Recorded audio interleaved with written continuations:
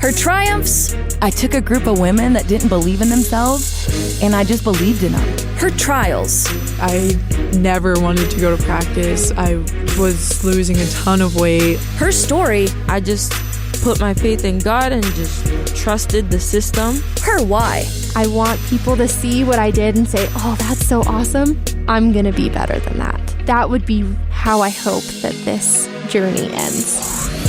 This is Her Why, where we tell the stories from BYU women's sports. Here is your host, Lauren McLean. We're so glad you've joined us for Her Why, where we celebrate the women who make BYU sports great. Joining us now is star forward for the BYU women's soccer team, Mackenzie Vance. Thank you so much for being here with me, Mackenzie. Yes, thank you for having me. What would you say the team is looking like in spring compared to what they looked like in fall 2024? Yeah, so I think one thing that's super cool to see is like some of our areas that we were working on in the fall have become like some of our biggest strengths now in the spring, which is super exciting to see. And then it's also super exciting to see some like new faces like the freshmen come in and have some bigger roles. And it's just, we're having a fun time this spring.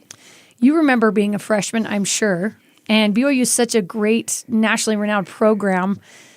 What's the spring like for those freshmen? What's going through their mind? Yeah, I mean, I think a lot of the freshmen, when they first got here, like some of them are from California, and I could tell, like, just from myself being not from Utah, coming in, like, having to battle the altitude, having to battle just completely different environment when you're going from, like, club to obviously college. And so you could tell, like, a lot of them were getting, like, pretty nervous and kind of, like, in their heads. And then eventually, like, a month in, you kind of see themselves, like, start to, like, actually, like, become themselves and, like, bring out the best of themselves for the team and, like, just get a lot more comfortable. And it was super exciting to see that with all the freshmen, so. And now that you're an upperclassman, are you kind of like, hey, you got this. You're going to be okay, I promise. Yeah, I would definitely say I'm the tough love of the team. I'm the one that, like, will be super hard on you in practice and then afterwards tell you, you know, you guys are doing a great job. Like, I love you. Like, please don't take anything personally on the field. Like, I mean it for the best, and all of them understand that. And so, yeah, I would definitely say I'm the one who gives the tough love, but at the end of the day, it's all love, so. I love that. Ellie Walbrook is officially back after her ACL tear. How's it been having her back on the field with you? Oh, it's awesome, especially because, you know, she's like one of our biggest team leaders out here. And like, obviously not having her last season, she still had a really big role and she was really, you know, trying to help us on and off the field as much as she could. And now that she's back, it's super exciting. Like, obviously I played with her for a year at UCLA and I obviously loved playing with Ellie and I was super sad when she left. But now that I'm reunited with her again, like, it's just super exciting to see her flourish. And she looks better than she did when she didn't tear her ACL. She's doing amazing. Wow. Like, it's unbelievable how well she has come back from this injury. Good for her, because that's tough to do. You're an upperclassman on the team, not to mention one of the leading scorers. What are you hoping to accomplish this season? Yeah. For myself personally, like, I always tell people, like, it doesn't matter about the, like, awards and, like, you know, Big 12 Player of the Week or of the season or, you know, whatever the situation is. Like, that stuff never really mattered to me. What matters to me is just growing as a person on and off the field to the best of my ability. And it's, like, you know, what my team needs, putting my team first. So it's, like, whatever role that I am this season, like, I'm going to do it to the best of my ability.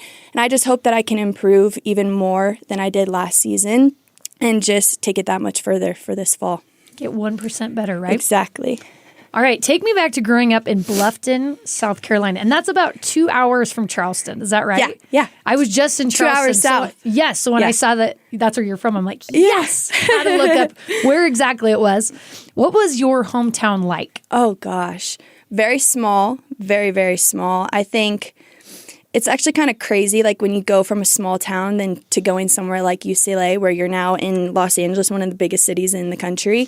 And it's actually quite honestly shocking, like, just the all around the culture shock. Like, it is crazy. So, yeah, coming from a small town, then going to a big town, it's actually wild. You learn a lot of new things, and yeah, you just learn as you go. But living in Bluffton, one of my favorite beach towns in the entire country, honestly, it is so great and so calm. And I always look forward going back there. So, is it like what we'd picture as one of those, like, charming southern 100% with the magnolia trees and the yes. And the oak trees just hanging with the moss. Mm-hmm. Oh, yeah, definitely. So cool. So tell me how you first got involved in sports. Okay, so growing up, I actually started doing dance, and my mom was the one who kind of pushed me to do that. I did like ballet and hip hop and jazz and all that stuff. And then my dad was so much more like, we need to get you into an actual sport. And my dad was like, so let's try, basketball, soccer, tennis. They actually tried me in golf first, and I absolutely hated it. I was throwing tantrums left and right out there because I would hit it into the little sandbox, and I would get so upset, couldn't get it out. So we knew that wasn't the sport for me. And then went into like basketball and soccer, and I really fell in love with both of those sports, and played basketball all the way up until I was probably like 8, 9, and then I really realized that like soccer is like kind of the direction that I wanted to go in, and that's kind of when I actually went into club, and then from there it went on. You're like me, where you're like, I need to channel my aggression into something a little more physical than golf. Yeah. So you mentioned you were like 8 or 9 when you decided that soccer was a sport for you. So what was it about it that made you fall in love? Oh, that's a good question. I think it was honestly the people that I was around. I think a lot of the girls that I was growing up with had a lot of passion for soccer, and like seeing that, obviously it just kind of like reflects onto you and kind of like builds that confidence in yourself where it's like, hey, like if they can do it, I can do it. And it just kind of like went around like that, where I was like, okay, like I'm actually not bad at this sport. Like I actually enjoy playing, and I actually enjoy like making people look silly on the field, or just, scoring goals or having just a blast with the girls.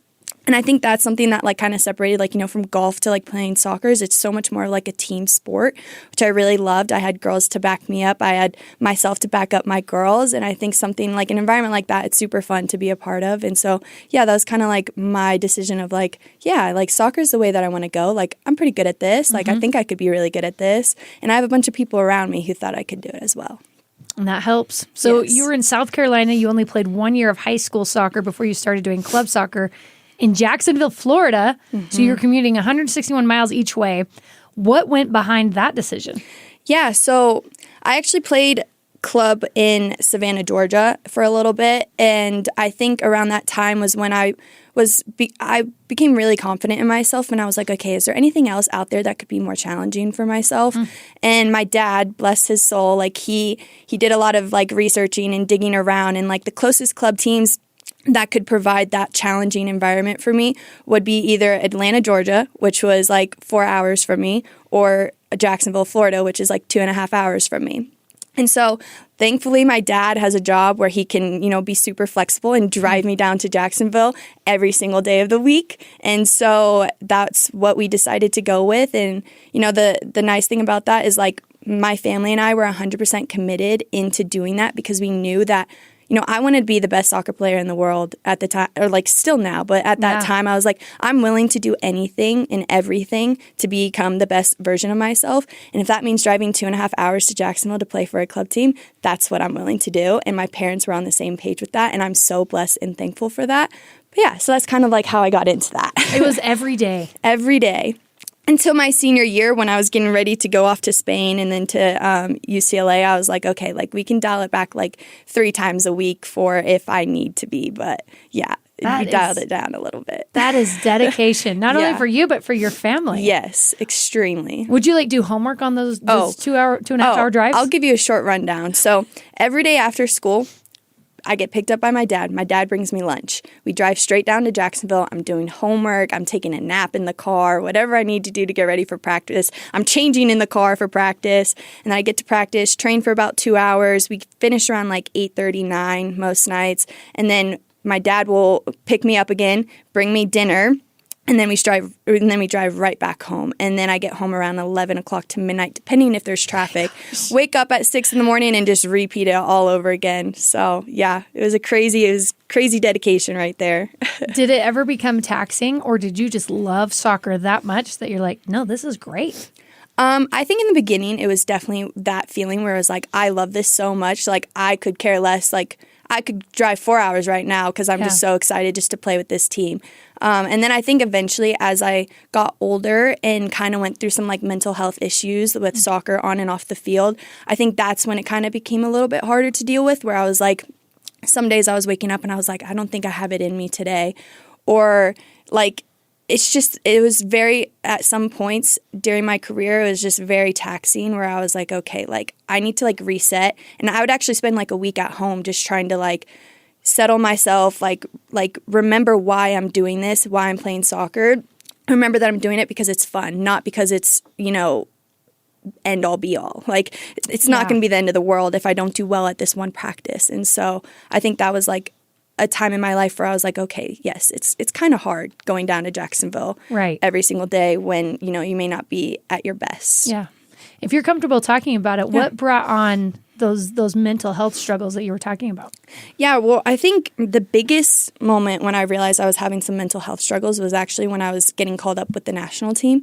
And, a lot of times you have national team camps and you don't get called into all of them. And you don't know why. Nobody tells you why. Nobody's saying. And so you just automatically assume the worst. It's, I'm not the best player. Like, they don't see something in me.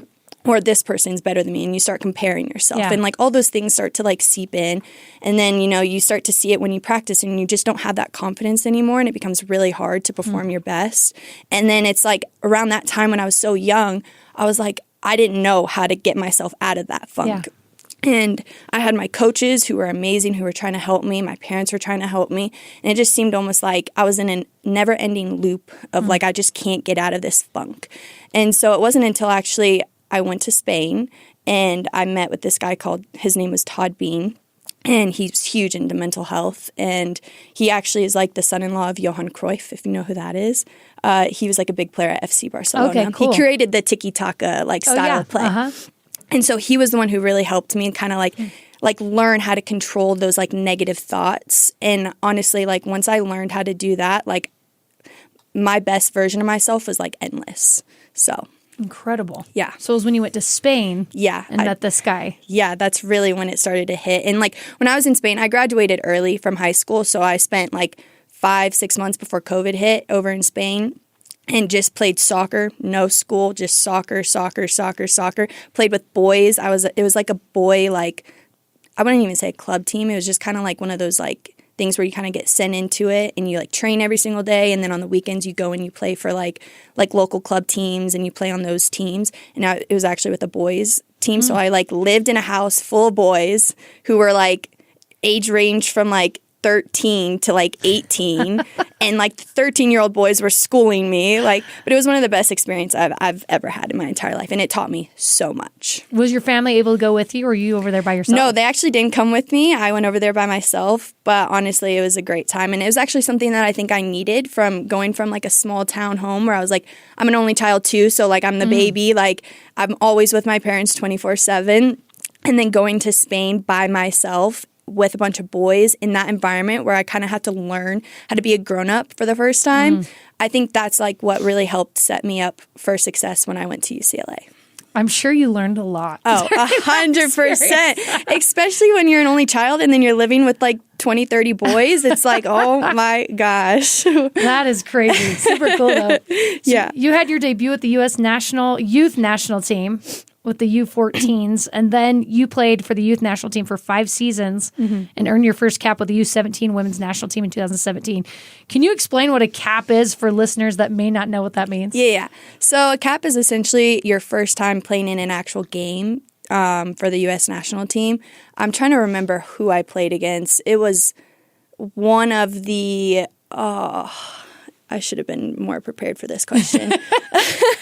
Someone. It was a long time ago, but yeah, it was I want to say it was like, it wasn't even Turks and Caicos. It was like one of those teams where it's kind of like a smaller team, but it was super fun. And obviously when you get thrown into moments like that, like sometimes it can just be so surreal that like you're playing and you're just like looking around at the crowd and stuff and you're like, oh shoot, I forget I'm playing soccer right now. Like it was an awesome experience. What do you learn from playing with incredible athletes like that on like a bigger scale? Because like you mentioned, you came from a small town, then you play with club, and then you go to this national team. What was that like?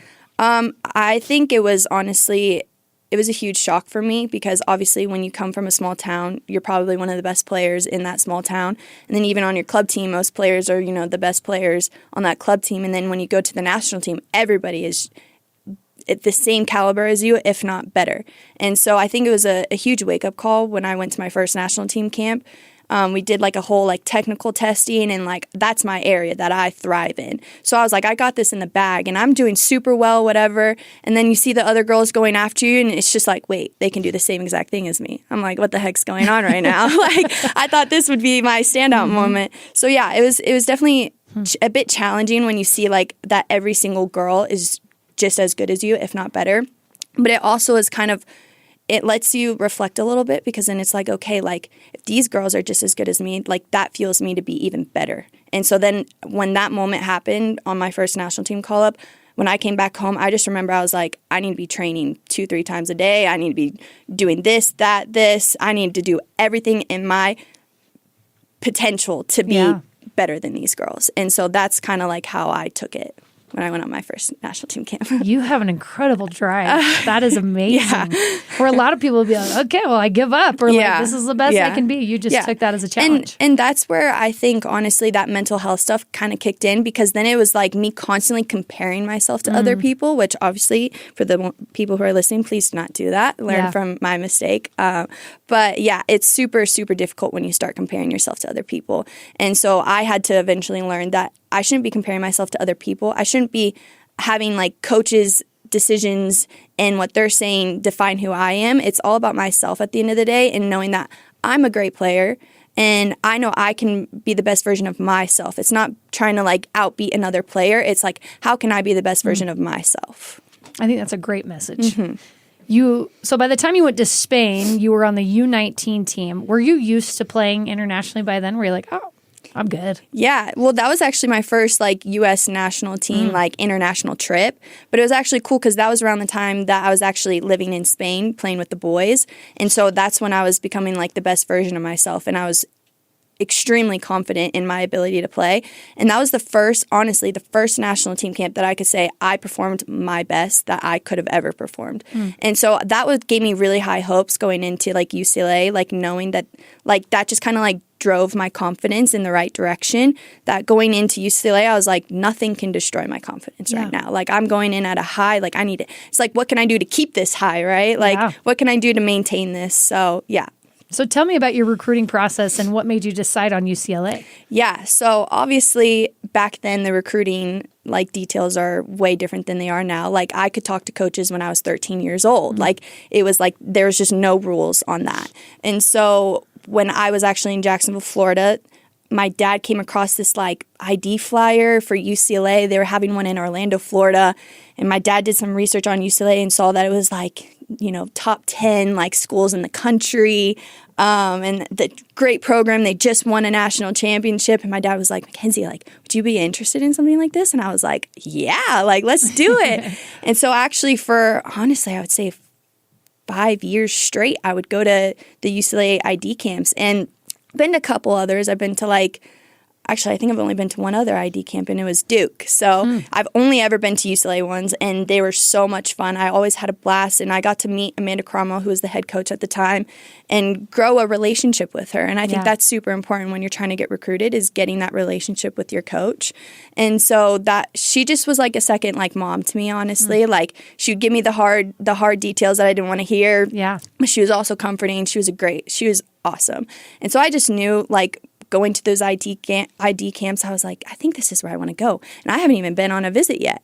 So then I'm on the phone with them, and they're like, you guys should come out. Like, you should just come see the campus. Went out, saw UCLA, and my mind was blown. Because, again, coming from a small town like Bluffton, South Carolina, then going to LA, it is a huge change. And I was all for it. I was like, I want to live in a city. Like, this is so cool. Like, nice weather 24/7, hardly rains, no hurricanes. I was like, I'll take it. And so eventually I had further conversations down the road. I was 15 years old when I committed to UCLA. And I still remember I was on the phone with them, and like afterwards when I got off, I started crying with my parents. I was like, I can't believe I just did this.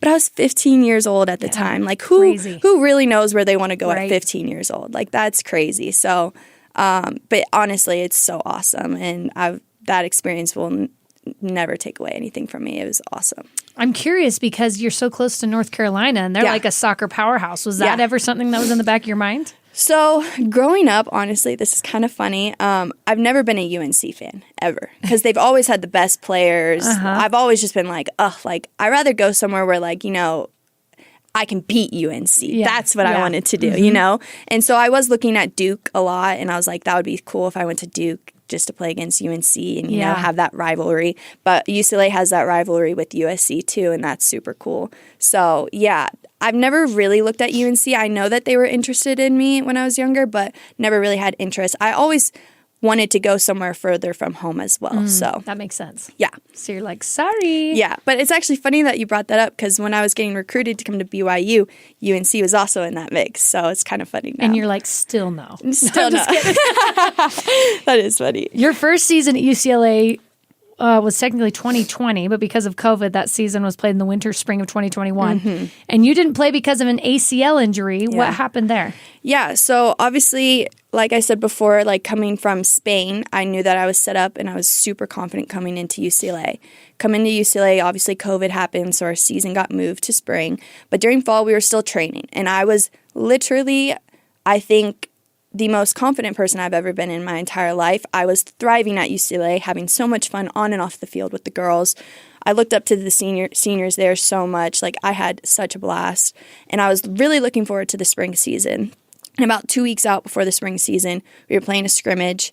And I had gotten the ball, and I had just went to kind of turn. And I was dribbling at a fast pace and went to turn. Nobody was really around me. And I just felt this shift in my knee. And honestly, I fell down screaming, crying, thinking I went paralyzed. It was a crazy sensation that I was feeling. And obviously everybody knew right then and there what was going on. I didn't, because this was my first injury that I've ever had in my entire career. I've never even sprained an ankle before. So this was a huge thing, and I went into the training room. I remember slamming my hands on the table why is this happening to me? Why me? Why now? At the time, I just couldn't understand why this was happening to me because I was doing so well, right? Yeah. And then just in a blink of an eye, it's just all taken away from you. And so I remember when I got the news that I tore my ACL, I actually tore everything in my knee, everything. And I just remember breaking down, thinking this couldn't be worse timing. And I just fell apart. And luckily I had some really good teammates at the time who've also been through that at UCLA, who kind of helped supported me and tried to remember there's a light at the end of the tunnel. I know it seems hard now, but just remember if you just stay driven and you stay focused, you're going to get through this and you're going to become a better player afterwards, on and off the field. Being the competitor that you are, and you said it was the happiest you'd been, you felt so good, then this happens. What was it like having to watch that first season from the sideline? Yeah. Oh, it was really hard. I remember most nights I would come home crying, thinking I could have helped this. If we lost a game, I'm maybe I could have done something in this game, or I could have helped. It was kind of that feeling where it was just so sucky being on the sideline, knowing that you can't do anything to help the team on the field. The only thing that you could do is just kind of be that supportive player on the sideline for your teammates, just to cheer them on and stuff like that. Right. Which, don't get me wrong, super blessed that I still had the ability to stay on the sideline at UCLA. At least they didn't cut me or do anything like that. I still was super, super grateful to be in that position where I could still find a new way to be a leader and to help my team off the field, or still on the field but on the sideline. Yeah. And so, I think it was super challenging, especially because I'm somebody who wants to be on that field at the end of the day. I don't want to be sitting on the sideline. Nobody wants to be on that sideline. Right. So it was super hard. And then in 2022, you played in 13 games, started the last 7. And then you got injured again. What was it? The same injury? Did you injure your same knee, or what happened? No. So this injury, it was kind of hard because around this time we had a coaching change.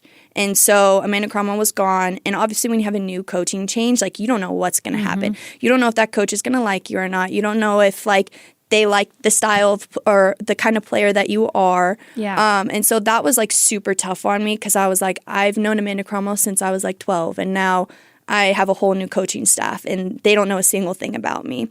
And so that entire season was super hard, trying to get into a rhythm when your coaches don't really know you as a player in person.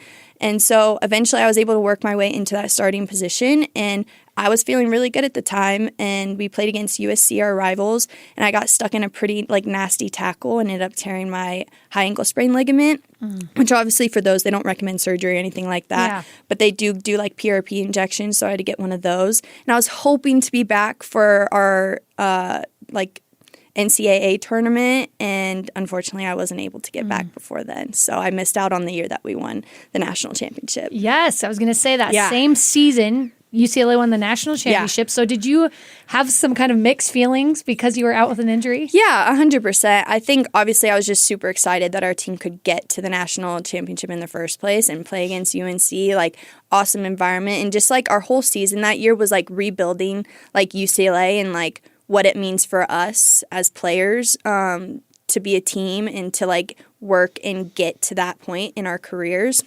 And so it was super fun to be a part of that, even though I was on the sideline. Yeah. I think, obviously, again, my role had changed in that situation. And it was okay, what can I do to, help my team the most from the sideline position? And I think at that time, I was just trying to be, the best, supporter and cheerleader that I could for my teammates. Yeah.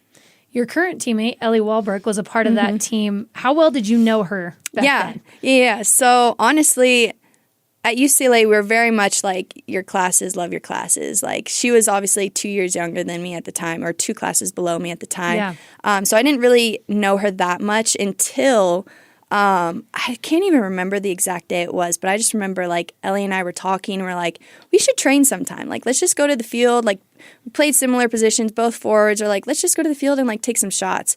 So we started doing that frequently, and that's when I really got to know Ellie, and I just love Ellie. She's such a competitor too. Her and I on the field will yap at each other all day long, and after the field we go up to each other and we hug each other and we're love you, bro. It's so simple like that, and you need teammates like that who are going to drive you and push you, and that's Ellie Walbrook. And then in 2023, you played in 7 games. Were you fully recovered by then? No, so I got another injury. Oh, my gosh. Yeah, I could talk about this a little bit. So I ended up tearing my quad pretty badly. I had a grade 3 tear in my quad. And those are one of those things that are just always nagging. It just always bothers you. And so I was trying to come back from that, but it was really hard. And then when I came back from that, and this happened during the spring, when I came back from that, I ended up I basically tore my Liz Frank ligaments, which if you know anything about your Liz Frank, it's in your foot. It's basically the ACL of your foot. When you tear that, you have to get surgery. It's a 6-month recovery, maybe more.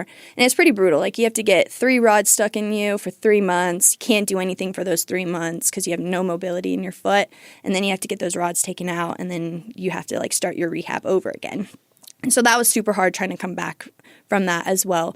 But going off of the amount of injuries that I've had at UCLA, I think it was just one of those things where it was I felt I was in a never-ending loop where it was just a bunch of negativity around it, where it's I could never get healthy. I'm always sick. My mental health was really bad. I was struggling a lot. In school, I was just at an all-time low. And obviously when you get injured and you're not playing a sport that you love, that kind of helps bring you out of those dark times, it gets even harder. So yeah, it was definitely a struggle those last 3 years at UCLA for sure. So how are you able to overcome that? And maybe it's still something you're working on, but how are you able to kind of take one step at a time to get out of that funk? I mean, obviously, when you go through a bunch of things like that, you lose a lot of confidence. And I think for myself, it was just it came to a point where I was it's really hard to for myself to pull myself out of this. Usually in the past, I learned it's all in your head mentally. You can retrain your thoughts and you can, tell yourself listen, you're still a good person at the end of the day. You're still a great soccer player at the end of the day. Don't let this define you. Things like that can help you pull yourself out of that funk. But it got to the point where I was nothing that I can do right now is helping me. I literally have nothing left in my tank to pull me out of this. My parents are trying to help me. I was kind of working with some mental health people, and I just felt they couldn't really understand where I was coming from, and it became super frustrating to me. Yeah. And it came to the point where actually after my senior year, I went home for a week or so, and I just remember it was super hard when I was home. I was just not happy. You could tell I was just kind of in a funk. But it was honestly a good time for me to kind of recollect my thoughts and just try and figure out okay, what can I do for myself to pull myself out of this. And it just came to a point in realization where I was okay, I need to let this go.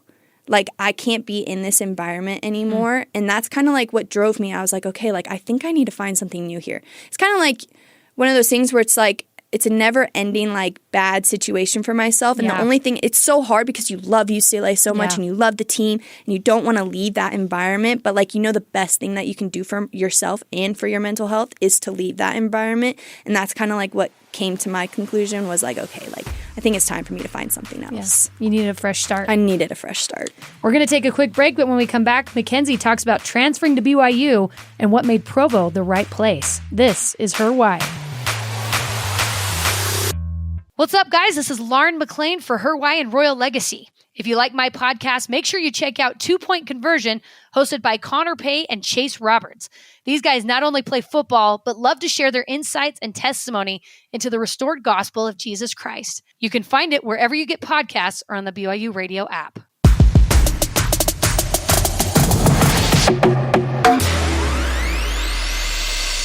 Welcome back to Her Why. I'm Lauren McLean, here with star forward from the BYU women's soccer team, Mackenzie Vance.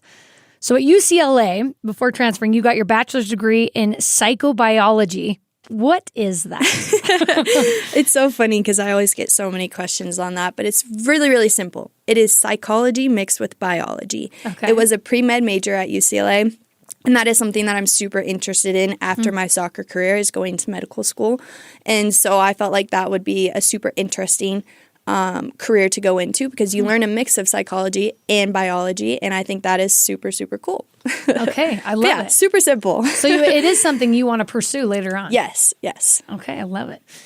All right, now let's get into how you got to BYU. How did BYU originally, when you decided, okay, I need a fresh start, I need to go somewhere else, how did BYU get on your radar? Okay, this is actually a cool story. So when I entered the portal, obviously I had some schools reaching out to me. BYU actually did not reach out to me. But at the time I texted Ellie and I was like, Ellie, guess what? And she's like, what? And I'm like, I entered the portal. Like, I'm finally leaving. Like, this is like what's meant to be. Like, it's going to be, And she was like, oh my gosh, like, you need to come to BYU. And I was like, wait, what? Like, I knew nothing about BYU. Obviously, I had heard like Ellie had transferred there. Yeah. But I didn't really know much about BYU.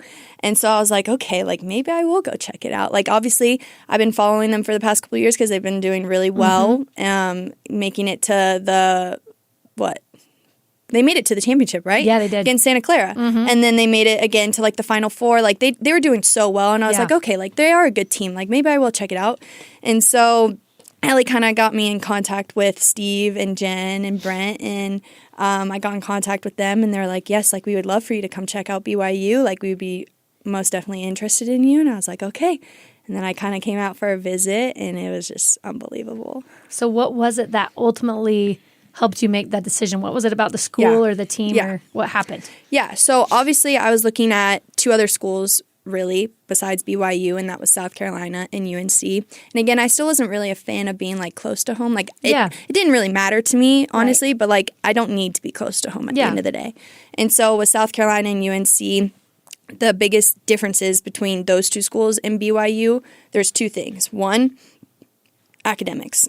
I really wanted these next 2 years that I had to focus on soccer. Like I didn't want any external stresses, and one of those was being academics. And so I knew going to UNC in South Carolina that they would make me go into a grad program, and any grad program that I'm interested in is like neuroscience, like all these hard grad school programs that I would not have time for, and I would have to take 6-7 classes a semester. I was like, that is just going to be overload. Yeah. And so with BYU, when I came on my visit, they talked about how they had this program called a post-bac.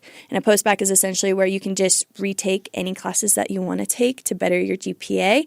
And then you can also do an internship if you want, and you don't even have to take classes. And I was like, oh my gosh, that's awesome. So like even last season, I only took 2 classes during the season, and it was stress-free, let me tell you. And so, yeah, it was super, super nice. And then the other thing that really stood out to me was when I came on my visit, how everybody on the team made their way over to me to introduce themselves to me, made me feel so welcome, made me feel like you could just tell by the way that they interacted with each other on and off the field how big of a family they were.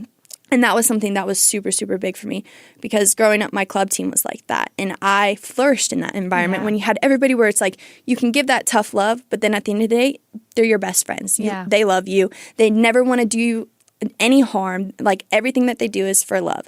And so that was kind of an environment that I wanted to go back into. And seeing that at BYU, I was like, oh my gosh, like not only like do I have to take only 2 classes, but like I also have potentially like my best friends for the rest of my life on and off the field. I was like, this couldn't be any better. So yeah, those are the two big reasons. That's incredible because you also mentioned that skiing is a hobby. Yeah. Did coming to Utah to ski, did that have any Yeah, honestly, it's so obviously coming from like South Carolina and even LA, completely different environments in terms of like weather and obviously the altitude and things like that. But like the mountains here too, like awesome for skiing, and I love skiing. And so when I found out like there's like a ski resort like 20 minutes away, I was like, that is so sick. You're like, this is and it. So yeah, and honestly, I think it was around New Year's I went skiing up in Snowbird, and let me tell you, I grew up skiing in North Carolina. The slopes there, I could do the blacks all day long. Yeah. Going to Snowbird, I was crying on the way down the slopes. Like, I was so scared. I've never seen anything more steep in my entire life. It was so much fun, though. I had a blast. Skiing, I don't know if skiing would be my first choice as a soccer player. Yeah. With your poor That's knees, so right? valid. That is so valid. All right. After 3 years at UCLA, what was the transition like coming to a new team and a new system at BYU? Yeah. I mean, honestly, BYU has a completely different system and honestly style compared to UCLA. So that was honestly a very challenging thing for me. I think coming in, like I was moved around like many different positions. They were trying to see where I best fit. So I like started out at the 10, loved playing the 10, but a lot of work, and then played up top a little bit, loved playing up top, but didn't get the ball as much as I kind of would have liked. Yeah. And then they put me at withdrawn. And I don't know if you heard anything about being a withdrawn, but let me tell you, that is a lot of work. But I flourished in that spot. I love playing that spot because you do get the ball. You're required a lot in that position, offensively and defensively, and what better way to improve yourself on both sides of soccer than playing that position, honestly. Yeah. But yeah, it's tough. So it took a minute to get used to it. Yes, it took a big minute. And honestly, too, like the conditioning side of things, like you feel fit going into it, right? It's like you haven't taken a day off since you transferred. So like, you know you're going to be fine. And then you get put into that withdrawn position and you're like, am I fit? Like, what the heck's going on? Like, it's crazy. Oh, no thanks. All right. So when you found out you were going to be in the starting lineup for the first match of the season, what was that moment like? I felt like I had a lot of expectations on myself, whether this is my first time really being a leader on the field, I think on and off the field, honestly. And it was my first time having a really big role on the team. And I think that added a lot of expectations and a lot of like unnecessary weight, I would say. And so I had to kind of work through that throughout the season of like trying to like remember that like this is, again, a sport that I love to play since I was 6 years old. Like it doesn't need to be any more deep than that. And just to remind myself that like all this unnecessary like expectations like doesn't need to hold me back. And I think it did hold me back for a little bit during the season. Like it took me a while to get into like a rhythm and like back to like my original self. But yeah, so I think those expectations were kind of hard to deal with in the beginning of the season. Well, regardless, you started all 20 matches for BYU in the fall. You scored 7 goals, adding an assist, making you the second leading scorer for the team. At UCLA, you played in 20 total matches over those 3 years. So what was it like playing a full season and starting every match? Oh my gosh, I'm so, honestly, like just thinking about it, so blessed to even be in that position. Obviously coming from like playing at UCLA and having so many down moments and injuries and situations like that. Like I just remember being able to be in that position where you can play that many games is just an unreal feeling. And I think now that I've been in that position and I got to feel all those exciting feelings and just kind of get back into the rhythm of playing that many games in one season, I think now it provides like a platform for myself to like reanalyze everything and be like, okay, like now this is where I need to put more work into. Like this is like where I need to get better in. This is what I'm doing well in, but could still maybe tweak a little few things. And so I think that's super exciting. When you play that many games, you kind of get to reevaluate yourself and be like, okay, like I did good this season, but I could do better, you know? How do you want this season to be even better than that first season at BYU? Yeah, I think even for our team, honestly, like our goal this season is to be 100 times better than we were last season. And we're like doing a lot of things off the field right now. Like we're reading this book called Grit, and we're trying to implement ways that we can be the most grittiest people on the field individually and as a team to just, it doesn't matter about talent at the end of the day. It matters about how much work you're willing to put in to be the best player that you can be and as a team. And I think that's one of the things that we're working on is just making sure that we can supply our best versions of ourselves on the field to make our entire team that much better for next season. And we have a lot of high expectations. And I have a lot of high expectations for myself too.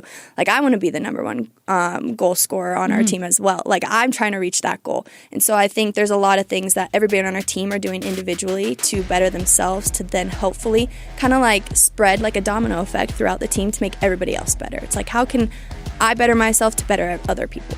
Absolutely. I'm here with Mackenzie Vance, going to be senior forward for the BYU women's soccer team. Mackenzie, thank you so much for taking the time. Good luck in spring and then in fall when it comes. Yeah, thank you so much. Thanks to Annie Robinson and Sydney Simpson for producing this episode with senior producer Cleon Wall. Her Why is a production of BYU Radio.